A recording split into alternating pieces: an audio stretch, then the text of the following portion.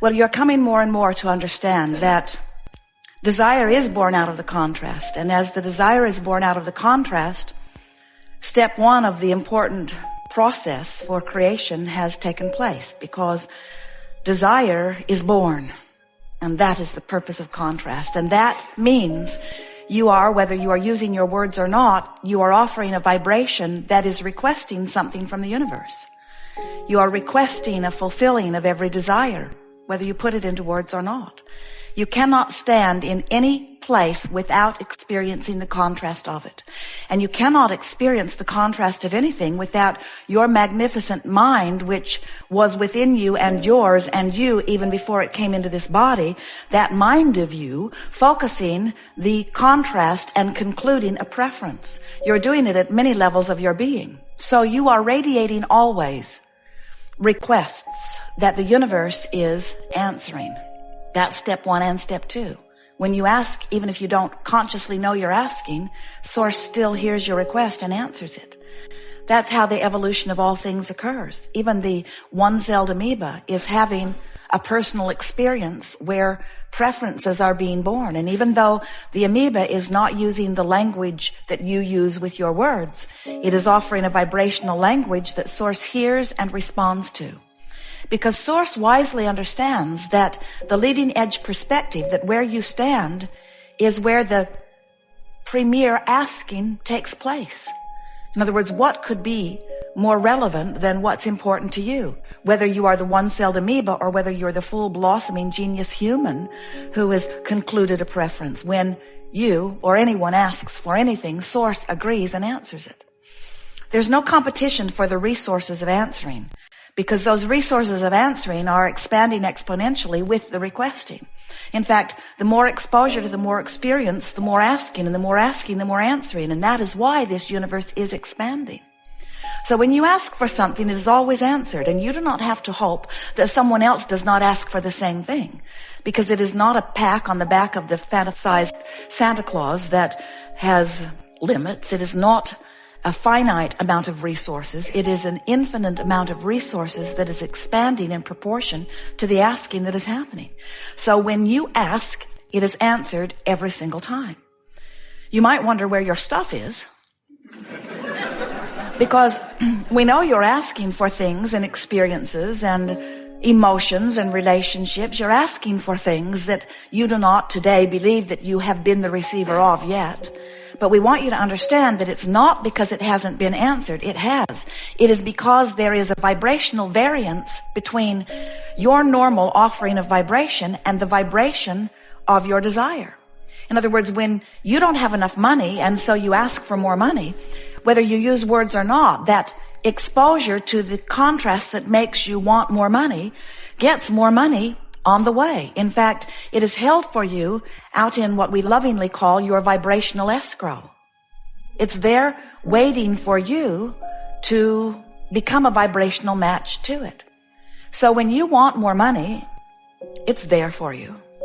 And if it is not yet coming into your experience in obvious manifested ways, it must be because your pattern of thought must be about not enough money instead of about the money you're asking for. And you can tell whether you are matching the vibration of something you want or whether you are matching the vibration of the opposite of what you want or the absence of what you want by the way you feel. When you feel elation, when you feel energy that you would describe as enthusiasm or passion, when you are in that vibration that you describe emotionally as appreciation, you're a vibrational match to a whole lot of things that are in your vibrational escrow, and you're moving hastily toward them.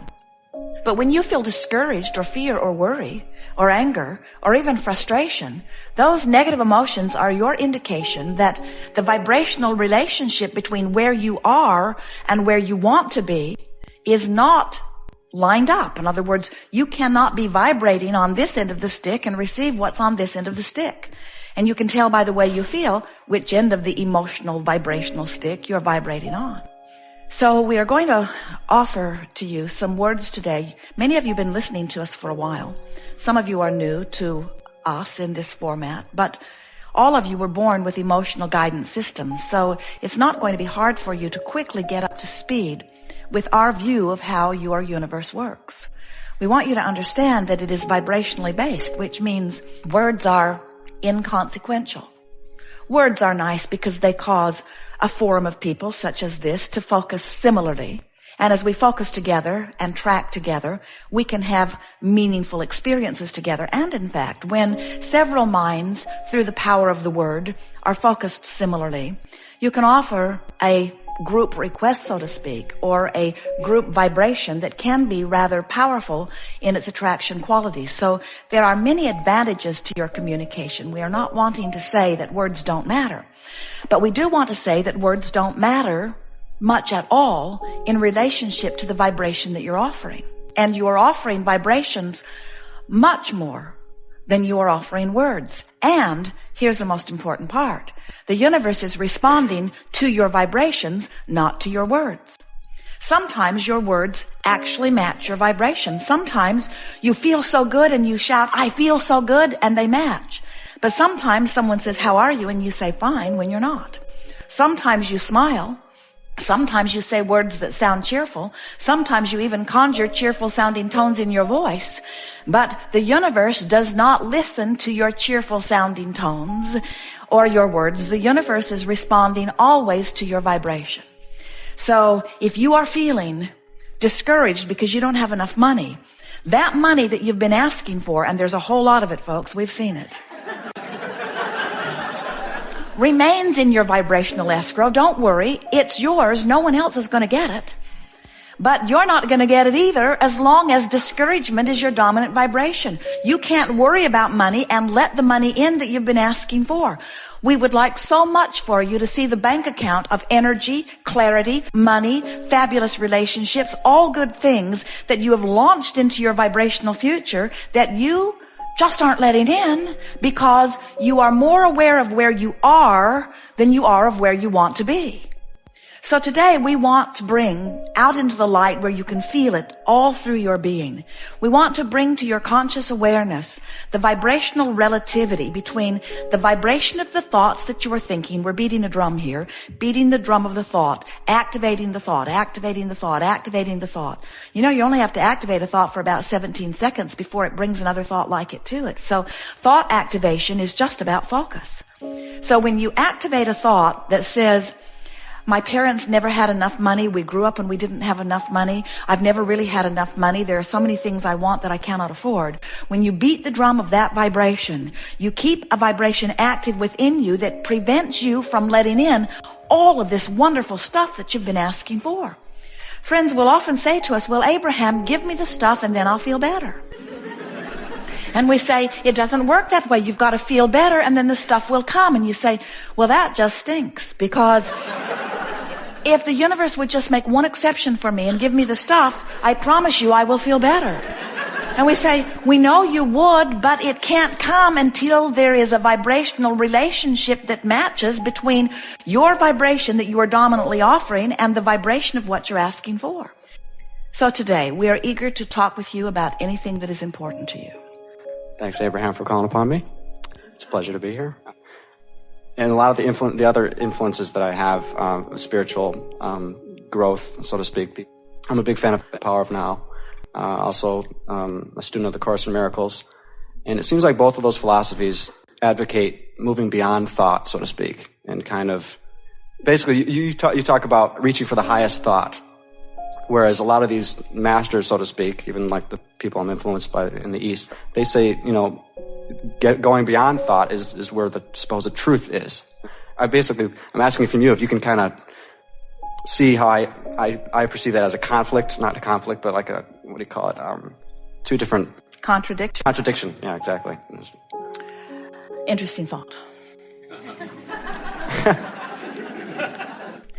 Well, we're encouraging you to reach for the best feeling thought you can find. So, in essence, we're wanting you to think from the inside out. We're wanting you to pick the essence of something and then do your best to move toward that. But you can't get around the thought that when you think a thought, you have an emotional response to that thought. Mm-hmm. And since you are creators And what a creator is a focuser of energy.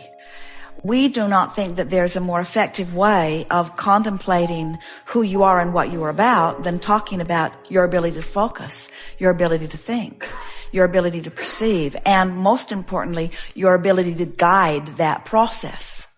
We do acknowledge that if you try to monitor your thoughts, you'll make yourself crazy. Right. And there was a time when we called this gathering the science of deliberate creation, but we saw you all thinking too hard. Mm-hmm. In other words, your thoughts became worrisome to many of you. And so we have softened that title by calling it the art of allowing, because we are wanting you to feel your way to your thoughts. But there is no getting around.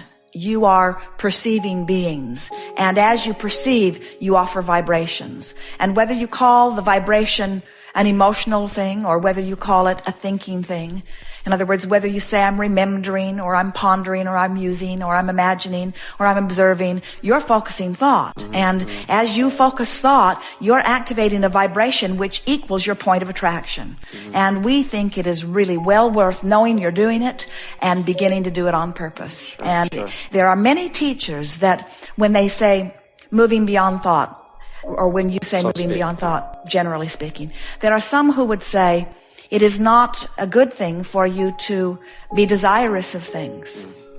And when we have had opportunity to visit with people who were feeling very strongly that way, we said, and why are you being guided to release desire?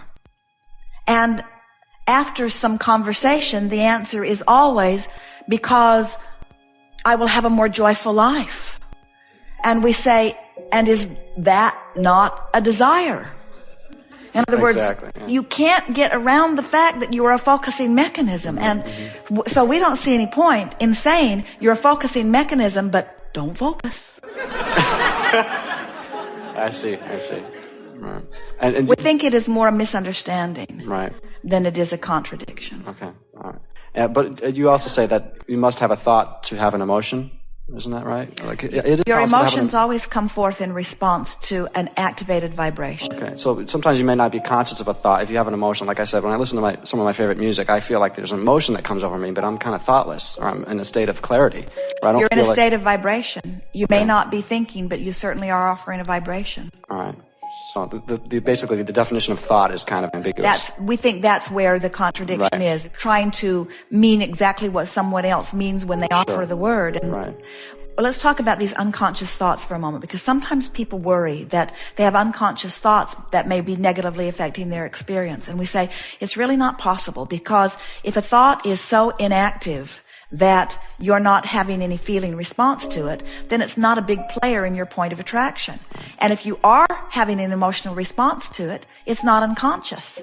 Mm-hmm. Sure. So there are just a lot of people using a lot of words to make themselves worry about a lot of things that are really irrelevant. Right. Okay. Not you, of course. It sort of all comes back around to the same thing, doesn't it? We don't want you to overthink anything. There are moments in time where you just want to be. And by just wanting to be, you just want to focus upon something that causes you to align with source. And we want to say to you, that is thinking. That is directing thought. Mm-hmm. But there are a lot of people who think that wanting must be laced with that yearning feeling. And there are people who think that thinking must be laced with that I don't understand it feeling. And it's possible for you to think about something that you know and be in total alignment with who you are. And so we don't think that those teachers were trying to teach you away from thought. We think they wanted you to find some way of being a vibrational match to who you really are and what you really know. And when you are in the vibration of knowing what you really know, then all of that angst goes away. And that's that enlightened state that they're trying to lead you to. Sure. But it's not a state of non-thought. It's a state of thinking thought that is in vibrational relationship with source energy thought, you see. Did you get that? That is so big. That's what you've been reaching for. You feel the difference between wanting something that you know you can achieve and wanting something that you're not sure. Mm-hmm. And feel that feeling of yearning that is present in the word that most people mean by want. Mm-hmm. That's why people argue with us when we encourage you to want or encourage you to desire, because they've been trained that that isn't a good state of being. And we say it's all semantics again. Right. Train yourself into a vibration of wanting that feels sublime. Yeah. And so now we're saying train yourself yourself into a vibration of thought that feels sublime.